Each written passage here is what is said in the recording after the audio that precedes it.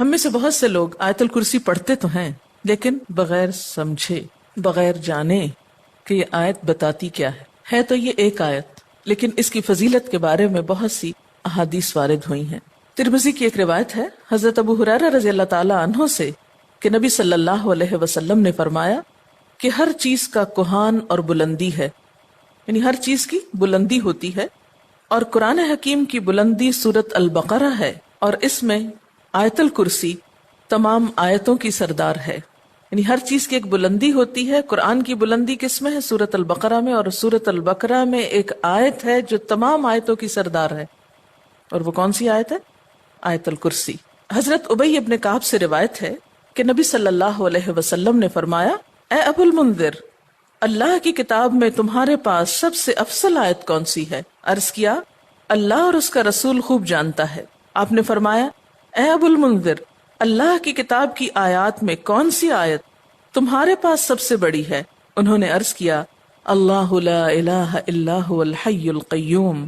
تو آپ صلی اللہ علیہ وسلم نے میرے سینے پر ہاتھ مارا اور فرمایا، ابو المنذر، تمہیں تمہارا علم مبارک ہو، یعنی واقعی یہ آیت سب سے بڑی آیت ہے۔ اس کے بارے میں آتا ہے، جو شخص ہر فرض نماز کے بعد آیت الکرسی پڑھ لے، اسے جنت میں جانے سے کوئی چیز نہیں روکے گی سوائے موت کے۔ اسے ابن مردویہ نے روایت کیا ہے۔ اللہ تعالیٰ نے حضرت موسیٰ بن عمران کی طرف وحی کی کہ ہر فرض نماز کے بعد آیت الکرسی پڑھ لیا کرو۔ جو شخص یہ کرے گا، میں اسے شکر گزار دل، ذکر کرنے والی زبان دوں گا۔ اس پر ہمیشگی صرف نبیوں سے ہوتی ہے، یا صدیقوں سے، یا اس بندے سے جس کا دل میں نے ایمان کے لیے آزما لیا ہو، یا اسے اپنی راہ میں شہید کرنا چاہتا ہوں۔ یعنی اس آیت کی پابندی ہر فرض نماز کے بعد اللہ کے خاص بندوں سے ہی ہوتی ہے۔ بس اپنے آپ کو چیک کر لیں کہ آپ ان میں شامل ہیں کہ نہیں۔ کیونکہ ہم نماز میں کچھ سوچتے رہتے ہیں، جو ہی سلام پھیرتے ہیں پھر بغیر کچھ سوچے سمجھے جو سوچ رہے ہوتے ہیں اس کو بیان کرنے لگتے ہیں، اور یہ بھول جاتے ہیں کہ یہ وقت آیت الکرسی پڑھنے کا ہے۔ لیکن جب انسان کا دل اللہ کی طرف مائل ہو جاتا ہے تو پھر نہیں بھولتا۔ نبی صلی اللہ علیہ وسلم نے یہ بھی فرمایا کہ جس گھر میں آیت الکرسی پڑھی جائے اس گھر سے شیطان نکل جاتا ہے۔ اس کے بارے میں ایک روایت ہے جو بخاری کی ہے، صحیح حدیث ہے۔ حضرت ابو ہریرہ رضی اللہ تعالی عنہ کہتے ہیں کہ آپ صلی اللہ علیہ وسلم نے مجھے صدقہ فطر کی حفاظت پر مقرر کیا۔ فطرانہ جمع ہو رہا تھا اور آپ نے اس کی حفاظت کے لیے ان کو ایک طرح سے چوکیداری دی۔ کوئی شخص آیا اور غلہ چوری کرنے لگا، میں نے اسے پکڑ لیا اور کہا، میں تجھے رسول اللہ صلی اللہ علیہ وسلم کے پاس لے جاؤں گا۔ وہ کہنے لگا، میں محتاج ہوں، عیالدار ہوں، سخت تکلیف میں ہوں۔ چنانچہ میں نے اسے چھوڑ دیا۔ جب صبح ہوئی تو آپ نے مجھ سے پوچھا، ابو ہریرہ، آج رات تمہارے قیدی نے کیا کہا تھا؟ میں نے کہا، یا رسول اللہ صلی اللہ علیہ وسلم، اس نے محتاجی اور عیالداری کا شکوہ کیا تھا۔ مجھے رحم آیا تو میں نے اسے چھوڑ دیا۔ آپ نے فرمایا، دھیان رکھنا، وہ جھوٹا ہے، وہ پھر تمہارے پاس آئے گا۔ چنانچہ اگلی رات وہ پھر آیا اور غلہ اٹھانے لگا۔ میں نے اسے پکڑ لیا اور کہا، آج تو ضرور میں تمہیں نبی صلی اللہ علیہ وسلم کے پاس لے جاؤں گا۔ وہ کہنے لگا، مجھے چھوڑ دو، میں محتاج ہوں، عیالدار ہوں، آئندہ نہیں آؤں گا۔ مجھے پھر رحم آ گیا اور میں نے اسے چھوڑ دیا۔ صبح ہوئی تو آپ صلی اللہ علیہ وسلم نے مجھ سے پوچھا، ابو ہریرہ، تمہارے قیدی نے کیا کیا؟ میں نے کہا، یا رسول اللہ صلی اللہ علیہ وسلم، اس نے سخت محتاجی اور عیالداری کا شکوہ کیا، مجھے رحم آ گیا تو میں نے اسے چھوڑ دیا۔ آپ نے فرمایا، دھیان رکھنا، وہ جھوٹا ہے، وہ پھر آئے گا۔ چنانچہ تیسری بار میں طاق میں رہا، وہ آیا اور غلہ سمیٹنے لگا۔ میں نے کہا، اب تو میں تمہیں ضرور آپ صلی اللہ علیہ وسلم کے پاس لے جاؤں گا، اب یہ تیسری بار ہے۔ تو ہر بار یہی کہتا ہے کہ پھر نہ آؤں گا، مگر پھر آتا رہا۔ اس نے کہا، مجھے چھوڑ دو، میں تمہیں چند کلمے سکھاتا ہوں جو تمہیں فائدہ دیں گے۔ میں نے کہا، وہ کیا ہیں؟ کہنے لگا، جب تو سونے لگے تو آیت الکرسی پڑھ لیا کر، اللہ کی طرف سے ایک فرشتہ تیرا نگہبان ہوگا اور صبح تک شیطان تیرے پاس نہ آئے گا۔ صبح ہوئی تو آپ صلی اللہ علیہ وسلم نے مجھ سے پوچھا، تیرے قیدی نے آج رات کیا کیا؟ میں نے آپ صلی اللہ علیہ وسلم کو ساری بات بتلا دی تو آپ صلی اللہ علیہ وسلم نے فرمایا، اس نے یہ بات سچی کہی، حالانکہ وہ جھوٹا ہے۔ پھر آپ نے مجھ سے کہا، ابو ہریرہ، جانتے ہو 3 راتوں سے کون تمہارے پاس آتا رہا ہے؟ میں نے کہا، نہیں۔ آپ صلی اللہ علیہ وسلم نے فرمایا، وہ شیطان تھا جو انسانی شکل میں آ رہا تھا۔ اچھا، آپ نے دیکھا ہوگا کہ بعض لوگ اس بات کی شکایت کرتے ہیں کہ ان کے پیسے لاکر میں سے اور تالے میں سے چوری ہو جاتے ہیں. ایک ایسی جگہ سے ان کے پیسے چرائے جاتے ہیں کہ جس کی چابی ان کے سوا کسی اور کے پاس نہیں. یہ بھی احتمال ہو سکتا ہے کہ اسی قسم کا کوئی شیطان آ کر ایسی حرکت کرتا ہو. تو اس کا حل یہی ہے کہ انسان سونے سے پہلے آیت الکرسی پڑھ کر چاروں طرف پھونک مارے تو پھر حفاظت ہو جاتی.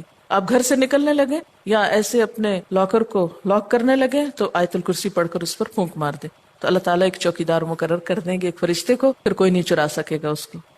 تو بہرحال آیت الکرسی جو ہے یہ بہت ہی فضیلت والی آیت ہے. چلیے اب دیکھتے ہیں کہ اس آیت میں ہے کیا. اللہ لا الہ الا ہو، اللہ تعالیٰ اس کے سوا کوئی الہ نہیں.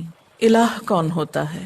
اس کا معنی عام طور پر معبود کیا جاتا ہے، لیکن بنیادی طور پر الہ کا معنی ہوتا ہے خالق، رازق، مالک، حاجت روا، مشکل کشا، عبادت کے لائق. ظاہر ہے جس نے پیدا کیا، جو روزی دیتا ہے، وہی مالک ہونے کا حقدار ہے. پھر جو ہماری حاجتیں پوری کرتا ہے، جو ہماری مشکلیں آسان کرتا ہے، وہی اس لائق ہے کہ ہم اس کی عبادت بھی کریں. تو اللہ لا الہ الا ہو، اللہ تعالیٰ وہی عبادت کے لائق ہے. الحی القیوم، زندہ ہے، قائم رہنے والا ہے، دوسروں کو قائم رکھنے والا ہے. لا تأخذہ سنۃ ولا نوم، نہ اس کو اونگ آتی ہے اور نہ نیند آتی ہے. لہ ما فی السماوات وما فی الارض، اسی کے لیے ہے جو آسمانوں میں ہے اور جو زمین میں. من ذا الذی یشفع عندہ الا باذنہ، کون ہے جو اس کے پاس سفارش کر سکے مگر اسی کے اذن سے. یعلم ما بین ایدیہم وما خلفہم، وہ جانتا ہے جو ان کے آگے ہے اور جو ان کے پیچھے ہے. ولا یحیطون بشیء من علمہ الا بما شاء، اور وہ اس کے علم میں سے کسی چیز کا احاطہ نہیں کر سکتے مگر جو وہ خود چاہے. پھر فرمایا وسع کرسیہ السماوات والارض، وسیع ہے اس کی کرسی آسمان و زمین پر. ولا یؤودہ حفظہما، اور نہیں تھکاتی اس کو ان دونوں کی حفاظت. وہو العلی العظیم، اور وہ بلند ہے، بہت بڑا. یہ ہے اللہ تعالیٰ کا تعارف. کیا؟ نمبر 1، اس کے سوا کوئی الہ نہیں. نمبر 2، وہ زندہ ہے. نمبر 3، قائم رہنے والا ہے، قائم رکھنے والا ہے. نمبر 4، اس کو نیند اور اونگ نہیں آتی. نمبر 5، آسمان و زمین کا مالک وہی ہے. نمبر 6، اس کے پاس کسی کی سفارش کام نہ کرے گی مگر اسی کی اجازت کے ساتھ، یعنی سارا اختیار قیامت کے دن اسی کے پاس ہوگا. نمبر 7، انسانوں کے سامنے اور انسانوں کے پیچھے، یعنی ان کا ماضی اور مستقبل سب کا علم وہ رکھتا ہے. نمبر 8، اس کے علم میں سے کوئی کچھ نہیں لے سکتا مگر جتنا وہ چاہے، یعنی اللہ کے علم جیسا علم کسی اور کا نہیں. نمبر 9، اس کی حکومت، قدرت، عظمت، اقتدار یا علم آسمان و زمین پر محیط ہے، چھایا ہوا ہے. اور نمبر 10، ان دونوں کی حفاظت اس کے لیے کچھ مشکل کام نہیں. نمبر 11، وہ بہت بلند، بہت عظیم ہے.